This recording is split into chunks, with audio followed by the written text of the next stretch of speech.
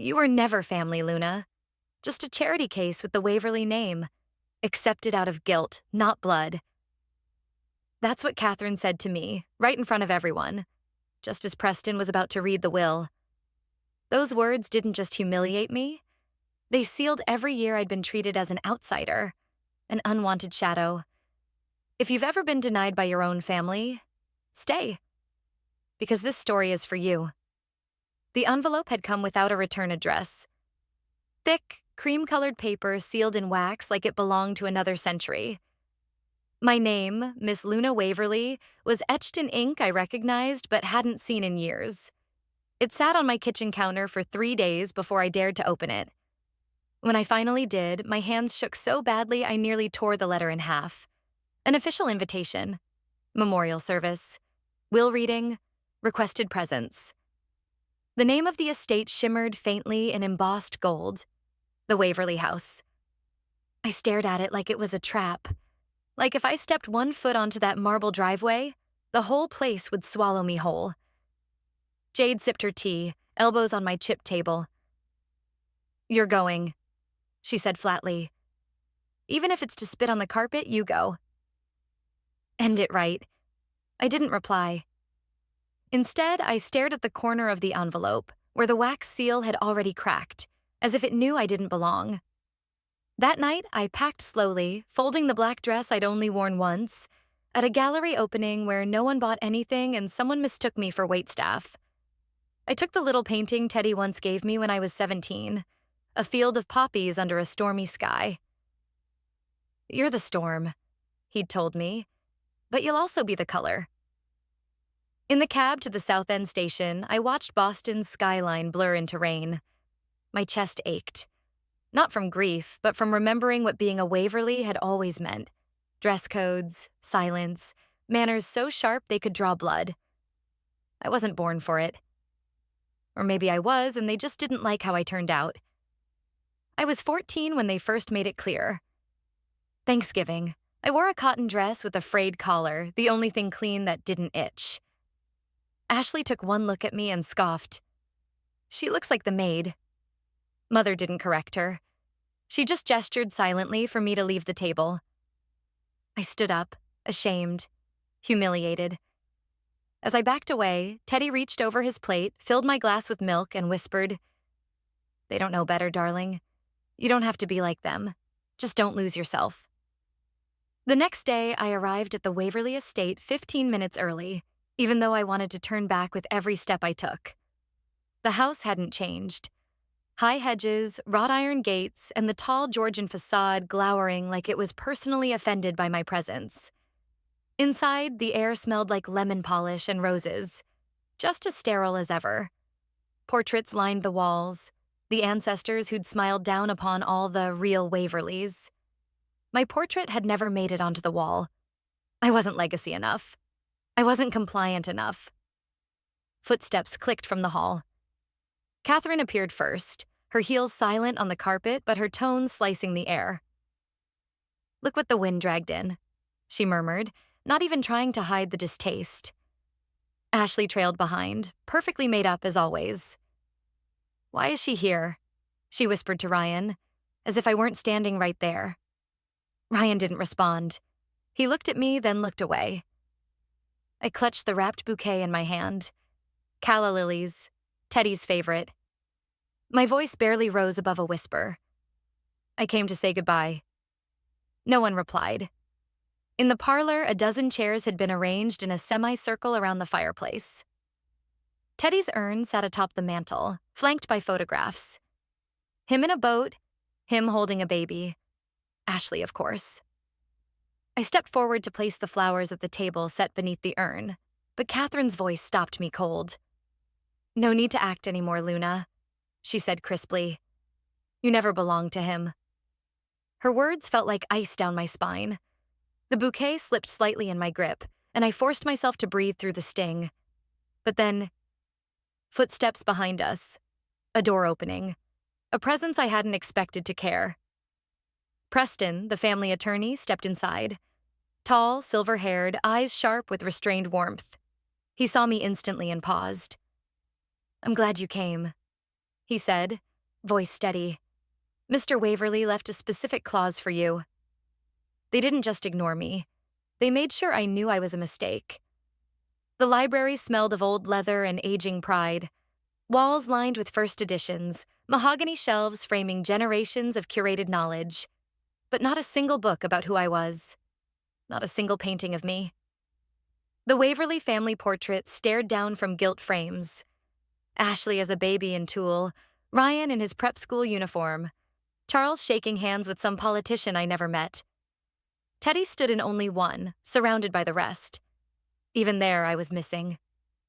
I sat at the far end of the long table, directly beneath a flickering chandelier, where the light hit too harshly, a punishment in itself. Ashley smiled as she walked in, the kind of smile you see in perfume ads. Pleasant, hollow, menacing. She leaned just enough for the room to hear. "Is she still wearing her own dye?" she asked, gesturing to my hair, which I'd colored myself, mostly out of budget, partly out of spite. A few soft chuckles rippled from the maternal cousins on the far end. Catherine stood near the fireplace, wearing morning black like it was tailored for a Vogue shoot. Her eyes locked on mine and narrowed, not with grief, but with calculation. "The outsider has returned," she said, voice like silk over steel. What a generous interpretation of family. Charles didn't even look at me. He sat with one arm draped over his chair like he was bored at a board meeting. When he finally spoke, it was to Preston. "Shall we begin? Or are we waiting for her to finish pretending she matters?" I didn't respond. I didn't blink.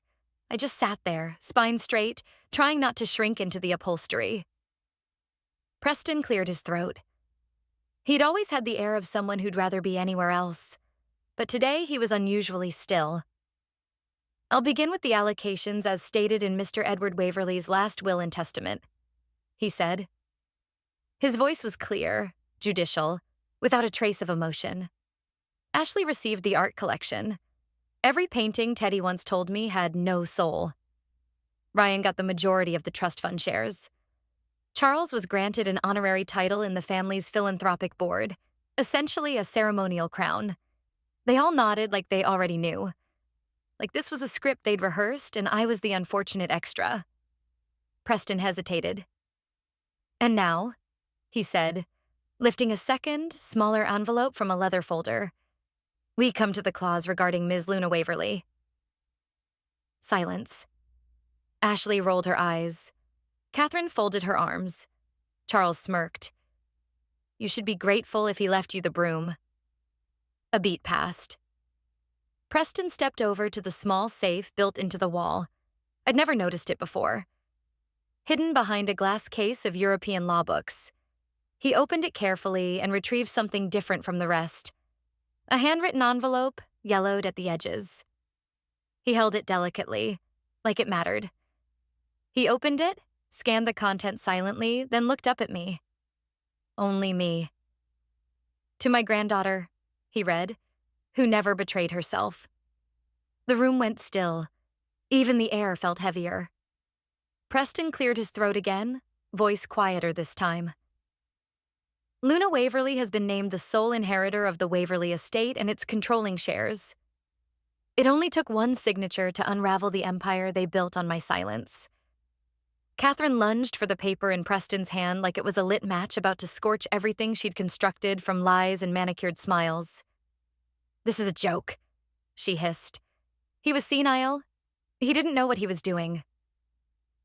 Preston, still composed, pulled the will slightly back.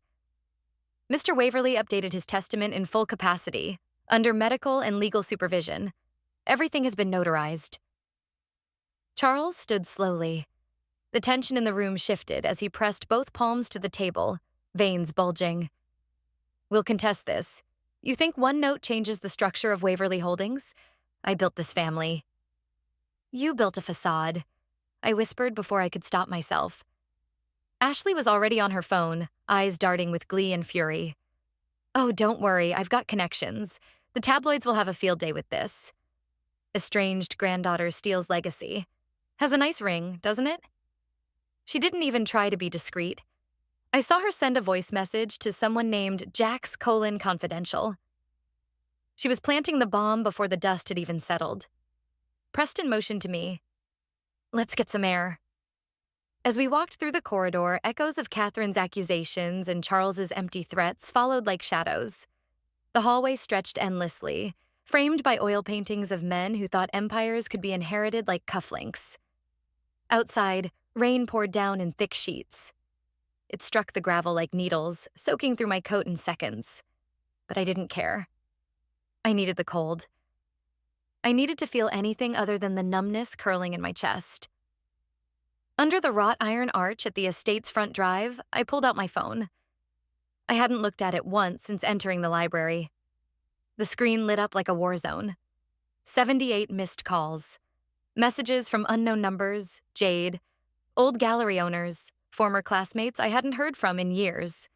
And headlines. Already. Heiress or hoax? Waverly scandal exposes family rift. Silent daughter claims billion-dollar legacy. The art school reject who took everything. I couldn't breathe. My fingers trembled, not from the cold, but from the weight of exposure. They're going to eat me alive, I murmured. Preston stood nearby, holding an umbrella he hadn't offered. Mr. Waverly believed in you, but that belief needs action now. I nodded, though I wasn't sure what action meant anymore. Back in my apartment, I stripped out of my wet clothes and wrapped myself in a blanket, phone still glowing beside me. I opened Jade's message. You okay? Say something, please. I typed, paused, then erased. Typed again. I need you. I'm not backing down. They came for me like I was the thief, not the one finally holding the truth. By morning, my face was everywhere. Not the painted portraits buried in the halls of the Waverly estate, but raw, unfiltered screenshots of me drenched in rain, exiting the will reading like an intruder. Headlines screamed betrayal, greed, manipulation. Art school dropout steals empire, they wrote, while smiling photos of Ashley and Charles were paired with captions like the true Waverlys. They're trying to kill your credibility before you even speak, Jade said, flicking her laptop screen toward me. Catherine just gave an exclusive to Modern Legacy. Charles followed it up with a press release. They're calling you a fraud and the will a forgery. I didn't flinch. I opened my grandfather's letter again. The ink was his, the curve of each word familiar, the way he always looped the L in my name like a violin's F-hole. Inside, folded once, was a single page with a 4-digit code. Beneath it, this is your voice now. Use it wisely. The code opened a fireproof safe hidden behind a panel in the Waverly Holdings library, the room they'd locked for decades, claiming renovations. Inside, a thick bound draft labeled The Cost of Silence, Ethics in the Age of Power, Teddy's unfinished manuscript. Next to it, a flash drive. Preston stood beside me as I loaded the video. It was old, grainy, but there he was. Teddy in his reading chair, eyes sharp behind bifocals. They think legacy is ownership, he said, voice low but steady. But real legacy is what you leave behind when no one's watching. Luna, if you're seeing this, they've come for your throat. Don't let them rewrite your story. Jade wasted no time. Within hours, her team uploaded the clip alongside a campaign branded I Am Waverly. Not the mansion, not the money, not the family name, but the truth he stood for. They used his voice, his words, and paired it with an image of me, standing alone at the estate gates. It lit a match. Support poured in from young artists, whistleblowers, survivors of corporate silence. Not all of it was kind, but it was loud. Louder than I'd ever been allowed to be. Then came the lawsuit. Catherine and Charles filed it jointly, claiming I'd coerced Teddy in his final days. They accused Preston of legal manipulation and branded Jade's campaign as emotional propaganda. They demanded an immediate freeze on the inheritance. I expected this, Preston said. They're trying to out-resource you. But not out-truth me, I replied. That night, while pacing the hotel suite floor, My phone buzzed with an anonymous email. The subject line read only, "What do you need me to do?" It was from Ryan, my brother, the one who hadn't spoken a word since the will was read. I stared at it for a long time, then forwarded him a PDF of Teddy's manuscript and typed one sentence. "Read it. Decide who you want to be." The next morning, I walked into the Ethics and Communications Board with Preston and Jade flanking me like twin sentinels. We filed the official complaint, backed with testimony, documentation, and the internal emails Jade had unearthed. Waverly Holdings had been masking unethical acquisitions for years under the guise of strategic growth. 2 hours later, the SEC issued a summons for Charles Waverly. Not a headline, not a whisper, a federal move. That night, my phone rang. Unknown number. I answered anyway. Charles's voice came through, hoarse and strained. "We need to talk, privately." If they wanted a war, I had my battleground ready, and it was called the truth. The conference room at the Waverly estate had never felt more like a theater. Every chair arranged, water poured into crystal glasses no one would touch, and one blank screen at the far end like an altar waiting for confession. They filed in as I'd expected, Catherine in sharp navy clutching her purse like a sword, Charles with his jaw clenched, not hiding his contempt, Ashley in sunglasses, though we were indoors, and Ryan, late, but present. That alone was different. I didn't greet them. "This is not a reunion," I began. "This is not forgiveness. This is recognition." Jade stood behind me, silent. Preston sat to the side, pen ready, not as a lawyer today, but as a witness. Neutral, unshakable. Catherine's voice sliced the air first. "If this is about more drama, it's about history," I interrupted. "And facts." I pressed the remote. On the screen, scanned payroll documents, misallocated bonuses, fake deductions.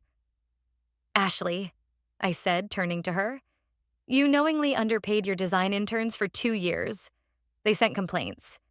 Teddy received them before he died." Ashley laughed, sharp and defensive. "That's business. Everyone does it." "Not anymore." I clicked again. Emails surfaced. Anonymous addresses traced back to Catherine's former assistant. Dates matched financial shifts in a rival firm's stock. "Catherine, you ordered manipulation to tank the shares of Darrow Group 3 days before Waverly Holdings bought them out." Her face didn't twitch. She didn't blink. "We saved this company," she said. "That's strategy." "It's theft," I replied. "And you know it." Charles leaned forward. "What's next? You going to tell us you found our fingerprints on murder weapons?" I clicked again. Screenshots of messages, voice notes, payment receipts. A journalist paid to bury an expose about unsafe conditions at one of the Waverly plants. "Charles, you bought silence, with money and threats." He stood, fists clenched. "You little parasite." I didn't move. "This is not for you to deny. It's for you to carry." And then, Ryan. He sat with his elbows on the table, palms pressed together. His voice was low when he spoke. "I saw the drafts," he said. "Emails, the hush payments. I didn't know what to do. I was scared too." Catherine turned sharply. "You were always the weak one." Ryan didn't flinch. "Maybe, but Luna's not." I looked at him for a long moment, then turned back to the screen. The final clip began.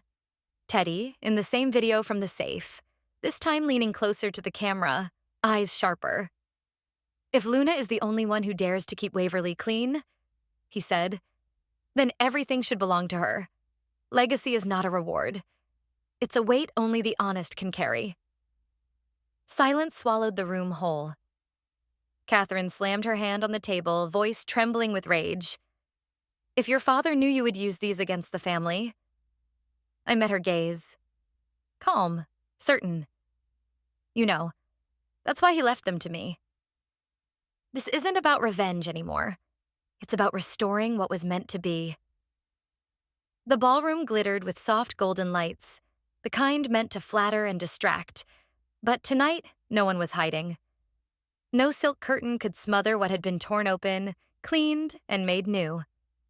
The Waverly Holdings Gala wasn't about prestige anymore. It was about truth finding its place at the head of the table. I stood at the edge of the stage, waiting for the lights to dim. Jade moved through the crowd like she belonged there. Because now she did. Dressed in sleek emerald green, she was already fielding questions from press contacts and nodding at her new team. Preston lingered near the back, ever silent, ever watching. He gave me a single nod when our eyes met. The new board members, people of merit, not bloodline, sat at the front tables. Fresh minds, clean slates. I had chosen them for their values, not their surnames. When I took the stage, the hush was instant. Tonight, I said, is not about celebration. It's about restoration. Behind me, the screen flickered to life with a logo that had taken us weeks to finalize. The Waverly Foundation, a new arm of the company, devoted to supporting young artists, whistleblowers, and employees who had once been silenced by the system my family built. There was a time, I continued, when Waverly meant power and polish, but never purpose. That ends tonight. I turned slightly to the side. Jade Collins will be joining us as Chief PR Officer. You all know her as the voice behind the I Am Waverly campaign. Now, she'll be the voice of this company, one rooted in accountability. Applause followed. Real, not polite. Then, from the side entrance, I saw him. Ryan. He walked in slowly, wearing a suit that didn't quite fit, like he wasn't sure if he deserved to be here. But he stood tall, walked straight to me after the speech, and handed me a letter. My application, he said. I'm not here to reclaim anything. I'm here to rebuild. I glanced at it, then at him. Starting over is the hardest thing, I said. And the bravest. He exhaled, some tension leaving his shoulders. Thanks for not shutting the door. I almost didn't notice Ashley. She didn't come to be seen. She came to leave something. Later, as I stepped off the stage, one of the hotel staff handed me an envelope with my name on it. Ashley's handwriting. I didn't open it. Not yet. But I held it in my palm, lighter than I expected. The lights dimmed once more for the final video. Teddy appeared on the screen, his familiar chair, his voice steady. If Luna is watching this, then I know the Waverly name is finally in good hands. There was a stillness in the room, a collective breath held. I stepped forward, now standing beneath the spotlight, eyes scanning every face. New directors, brave allies, a brother reclaiming his conscience, a sister still lost but reaching. Then I looked into the camera. The real one, the one broadcasting the gala live. The Waverly name has a new legacy, and it starts now. The legacy they tried to bury became the very torch that exposed their darkness. In their arrogance, they believed silence could be bought, that shame could be weaponized, and that Luna would always remain in the shadow of their curated legacy. But what they never understood was that truth, when held long enough, doesn't die. It sharpens. Luna didn't just inherit an empire. She reclaimed it piece by piece, not through vengeance or scandal, but through clarity. While they scrambled to preserve a name built on intimidation and curated lies, she rebuilt it from within, choosing transparency over legacy, integrity over loyalty, and courage over comfort. In the process, she reminded everyone watching that redemption isn't just for the fallen. It's also for the brave who refuse to fall silently.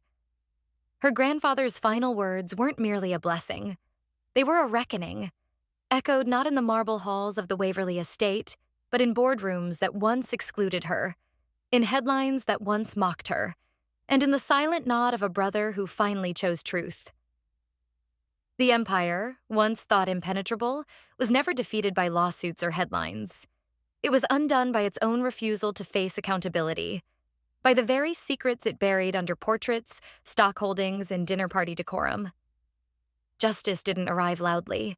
It arrived deliberately, step by step, In every withheld insult Luna endured without stooping, in every truth she released with care, and in every ally who stood beside her when the spotlight burned brightest. The world didn't just witness a reversal of fortune. It saw what happens when the quietest voice refuses to be erased.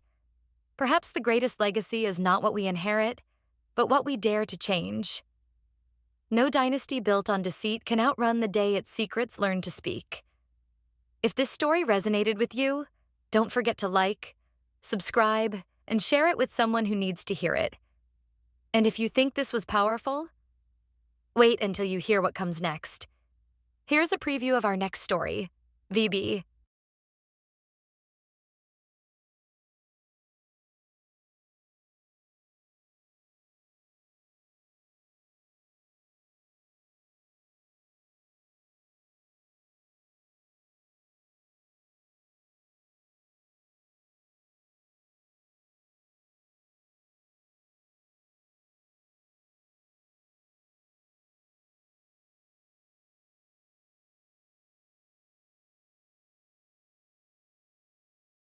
That was what Blake threw in my face, in front of the board, in front of our father, while I was still in a wheelchair, barely surviving the crash.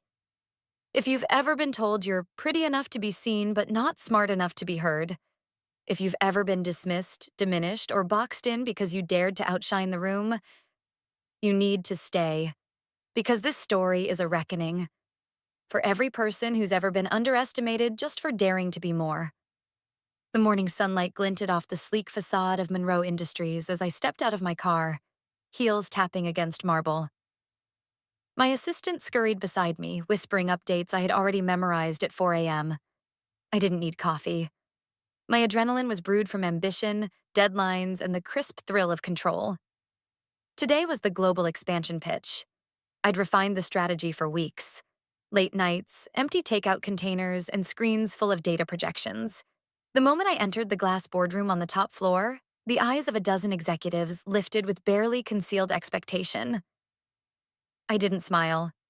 I didn't need to. The presentation unfolded like choreography. Slides, statistics, foresight, future. I saw heads nod, pens scribbling, even subtle grunts of approval. Except for one pair of eyes that stayed cold and still, my father's. David Monroe sat at the head of the table, legs crossed, hands steepled under his chin. He didn't speak, just nodded once. A transaction of acknowledgement, not pride. Afterward, as we filtered out, Blake brushed past me, his cologne sharp and overconfident. "Don't get too comfortable, sis." He smirked, his tone half joking, half poison. "Markets can turn overnight. Or people." I narrowed my eyes, but said nothing. Blake always had a way of turning success into suspicion. He'd never pulled weight in the company, yet somehow maneuvered into every photo op. Charm without contribution. That evening, dinner at the Monroe estate was as meticulously uncomfortable as ever. Silverware clinked against porcelain as Evelyn asked about the Singapore deal with a warm smile that never reached her eyes. "It's progressing," I said. David barely looked up from his steak. Then Blake leaned back in his chair. "You know, burnout rates in female executives are staggeringly high. Might want to pace yourself, Luna. Wouldn't want the golden child to melt down." The silence was a slap. Evelyn gave a soft laugh, neutral, avoidant. David didn't blink. I looked at Blake, choosing every word like a scalpel. "Some of us burn brighter because we work harder." He raised a glass in mock salute. "Touché." Back in my car, I gripped the wheel harder than usual. The headlights lit up the quiet suburban road as I played through restructuring options in my mind. Maybe cutting underperforming markets first? Or adjusting timelines for Brazil?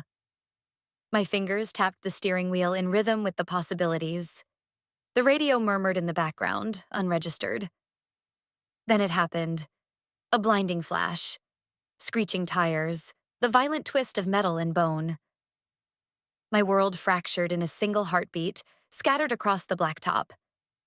Glass rained like stars before everything went black. I surfaced in waves. Pain crackled through my legs like electric fire. Sterile light. Beeping monitors, voices muffled under morphine. My throat scraped as I tried to speak. The nurse leaned in. Are you awake? Do you remember what happened? I blinked, heart hammering, and asked the only thing that mattered. Did we close the Singapore deal? When you can't walk, people stop looking for you in the eye, especially the ones who once praised you. I sat upright in the rehab bed, spine stiff with effort, a black pen in one hand and a quarterly financial report in the other. My legs, swathed in braces and gauze, pulsed with a deep ache that hadn't dulled since the crash. But pain was a side note. The real injury was watching the world I'd built learn to move on, without me. Flowers lined the windowsill. Their colors had faded, petals drooping like polite smiles overstaying their welcome. The get well soon cards from board members were signed with the same corporate stiffness I used to critique. None of them had visited. None had called twice. Morning, Ms. Monroe, the nurse chirped, adjusting my IV. You've got a visitor today. I didn't ask who. I already knew. David Monroe walked in, crisp as a financial audit. He carried a leather briefcase instead of anything remotely comforting. Without greeting, he placed a folder on my tray table. Cue 2 numbers, he said. China's holding. Germany's soft. You should read through. Hi, Dad, I replied, monotone. He didn't sit, just scanned my monitors like they were spreadsheets. You need anything? He asked. Access to the new vendor portal. My login's not working. He didn't look at me when he spoke. We've restructured digital access.